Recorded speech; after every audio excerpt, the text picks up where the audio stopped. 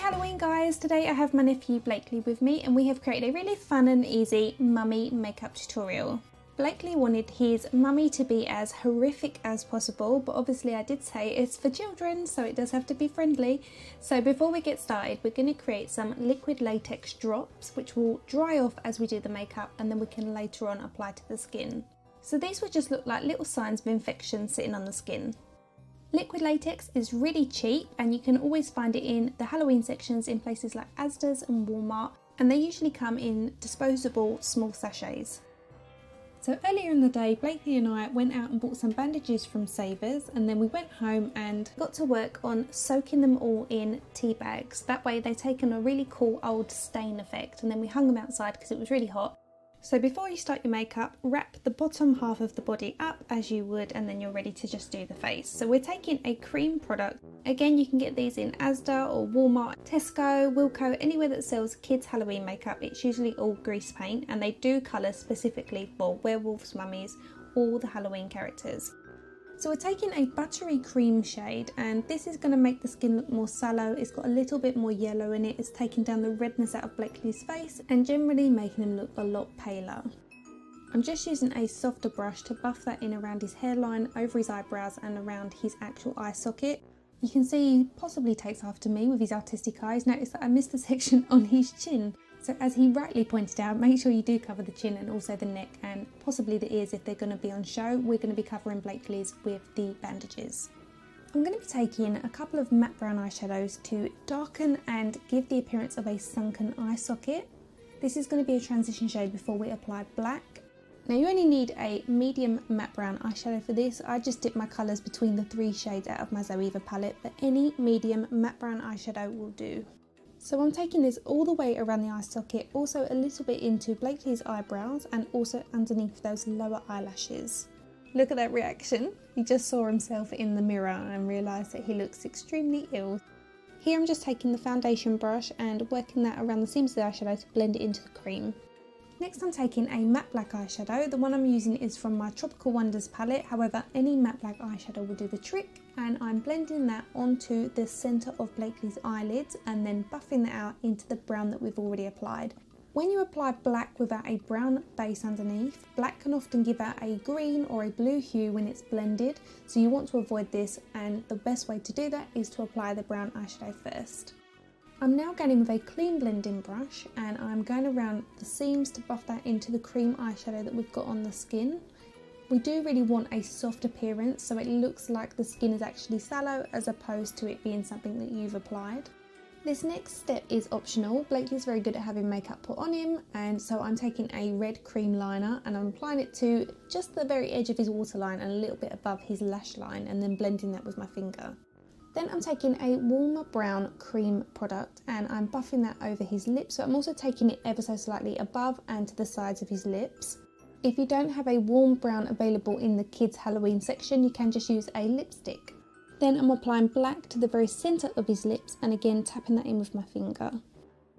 I'm going back in with the brown eyeshadow and just taking that a little bit lower than the black, again just to add a little bit more of a sallow appearance to his eye sockets. I'm just adding a very tiny amount of black to the tips of his nostrils, and this adds a very subtle creepiness to the nose. Now as you can see, our latex drops have completely dried, and I'm going to take some Duo Glue eyelash adhesive to stick these onto the side of the face. I'm using a small orange wood stick to apply the glue, and then I'm going to peel off the tiny latex drops and press them over the eyelash glue. And I'm using eyelash glue because it peels off the skin so easily compared to how the actual latex would be. The latex tends to stick to the hairs, which makes it really uncomfortable to remove from the skin, whereas the eyelash glue is a lot softer and it peels away easily. Blakely's still got really young, delicate skin, and I don't want to put anything on there that's going to cause him any discomfort. So while they dry in place, I'm going to apply some of the thinner bandages that we purchased, and as you can see, you can just tear them apart with your hands. This creates a really cool texture. It means that they're slightly more see-through and it instantly makes them look worn and old.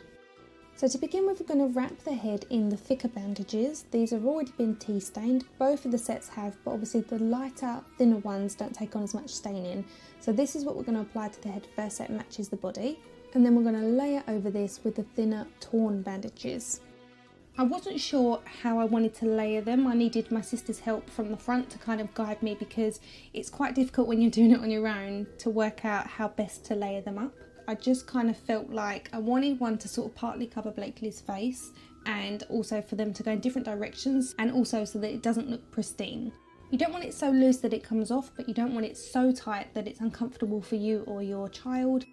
The mummies that we see sort of based on Halloween characters always look a bit dishevelled, so we've got a nice tighter layer under there, but also this top layer that looks more dishevelled would give that appearance that the bandages have come loose. The reason that they always look like they've come loose is because it's as if the body's come back to life and it's moving and those bandages are coming away, so you kind of want to bear that in mind with your placement. So here you can see my bandages are going in different directions across the top of the head. I also wanted one to go across the mouth, but obviously I wanted it to be comfortable for Blakely, so I decided I would tear a hole in it, get the placement first, and then I'm going to cut into it to make it a little bit bigger. I decided to move it a little bit later on over the bridge of his nose rather than across his top lip, because the fibres kept tickling his mouth. So now I'm going to stretch the bandage a little bit further and then place it over the bridge of his nose, but then I'm also going to cut away at the seams so they don't look so pristine. The idea is that these are old, so I'm taking away that seam and it gives us more frayed edges, and it's also a bit more comfortable for Blakely to wear over the bridge of his nose. You can see there's one fibre here under his nose and it's still bothering him, so I cut it off. There's definitely no way he would have got on having it across his top lip, so now he's much more comfortable and getting into character. Next I'm going to colour in the bandages to make them look a little bit more aged and a bit old and a bit grubby. So I'm taking a cream, but you don't have to, you can use a brown eyeshadow, whatever you have to hand will work. And if you're on a real budget, you can definitely get some dirt from outside like soil and work that into the bandages. You can do it before you apply them, or you can do it when they're on. It will work the same way. If you are familiar with Michael Jackson's Thriller video, a lot of the clothes that they bought from charity shops and stuff were then rubbed into actual soil and dirt to really give it more of an authentic feel. I'm now taking some of the matte black eyeshadow and a small fluffy blending brush, and I'm working that under the seams of those bandages. We want the skin underneath to look a little bit grubby, and you can also make it look more rotten. Originally I did plan to do this look on an adult, so I was going to go all out and make it look really horrific. However, Blakely decided this year he wanted to be the mummy, so I thought I really should be a bit more conservative about how it looks because it is for children. If next year you do want to see a more grotesque version of this look, let me know and I will endeavour to create one for you. So once you apply your colour with one brush, go in with your fluffy blending brush and just buff over it so it's a bit softer looking. You want to do this under all the seams of the bandages that you've got in place. Even though it's only a very small detail, having this little bit of colour coming out from underneath the bandages really just helps to make the skin look a little bit more rotten. You could go in with green shades, you could add in some red tones, it's completely up to you, just have a play with it. I just thought I'd keep it relatively simple in terms of shading and keep it with the black sort of tones on the face because I wanted the brown on the bandages to really stand out. Blakely insisted he wanted this area to have blood on it, so I thought I'd go in with some red cream first and see how he felt about it, because he doesn't scare easily, so for him he wanted it to be really gory. He wanted me to put the pus paste on it, he wanted all sorts. So I put a small amount of red around those latex droplets, and then I'm going to softly blend those out, just so they've got a little bit of a touch of colour, because it is supposed to be a dead body, so the red wouldn't be too red. However, obviously that wasn't good enough for Blakely, he did want the blood, as most boys do on Halloween. And I also wanted this to be easy to replicate at home, because not everybody is a makeup artist, but most people do enjoy giving it a go. This is one of my favourite parts to the look. This is the yellow Necessary Evil mouth effects from the Makeup Armoury. It's great for kids because it is vanilla mint flavoured. It's made up entirely of FDA food grade ingredients. It's gluten free, vegan, sugar free, cruelty free. It's even peanut free, and it's £8 a bottle, so it's really good. There's also 10 different colours available, so you've got something for every character, and they come off the teeth so easy. So I thought I was done, and that's why I put the mouth effects in, but Blakely wanted some blood on, which made him very excited that he refused to take it off when he got home, even though he no longer had bandages on. So we popped a little bit more of the mouth effects in. This time we've gone with the pitch black. It's worth noting that most of these effects in the mouth wears away when the saliva goes round, so it is something you would need to top up once or twice. It's great because it kind of stains the mouth, but the actual teeth itself, it does tend to wear off of quite quickly. So Blakely and I hope you all enjoyed our easy mummy makeup tutorial. I will list and link the products used in the description bar for you.